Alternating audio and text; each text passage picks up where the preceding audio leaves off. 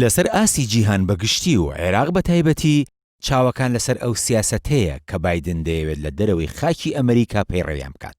بەڵام ئاشکرایە و وەک هەر سەرۆکێکی تری ئەمریکا ئەم سەرۆکە نوێژ لە سیاسەتەکانیدا بە پلەی یەکەم بەرژەوەندی وڵاتەکەی ڕەچاو دەکات. پەیمانگەی واشنگتن بۆ سیاسەتی ڕۆژهەڵاتی ناوەڕاست دەڵێت سیاسەتی واشنگتن بە شێوەیەکی سەرەکی بە ئاراستەی رووسیا و چین دەبێت کە لە ڕووی سیاسیەوە رووسیا دەزوەردانی کردووە و چینیش لە ڕووی بازرگانیەوە زیانی گەورەی بە ئەمریکا گەیاندووە و ئێستاش لەسەر ئاسی جیهان پێش ئەمریکا کەوتووە لە ڕووی ئابووریەوە و بۆتە پێشەنگ. لەلایەکی ترەوە جۆ بایدن جەختی کردوتەوە وەک ترامپ سوکایەتی بە هاوپەیمانەکانی ئەمریکا ناکات و دەستی هەماهەنگی بۆ هاوڕێکانی وڵاتەکەی درێژ دەکات. هەروە وەک لە هەڵمەتەکانی هەڵبژاردن بەڵێنی دابوو بەنیازە ئەمریکا بۆ ناو ڕێکەوتنی ئەتۆبی لەگەڵ ئێران و ڕێکەوتنی پاریس بۆ گۆڕانکاری کەشوهەوا بگەڕێنێتەوە.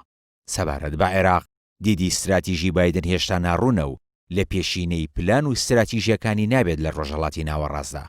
بۆ نمونە لە لێدوانە فەرمیەکانیدا جگەلەوەی وەک خۆی دەڵێت بەڵێنی کۆتایی هێنانی بەجەنگە هەتاییەکان داوە و زۆربەی هێزەکانی ئەمریکاش لە سووریا و عێراق پاشەکشە پێ دەکات. باسی لە نەهێشتنی هەژمونی ئێران لە عێراق نەکردووە، هەروەها پلانی ئابووریشی بۆ عێراق ڕانەگەیاندووە.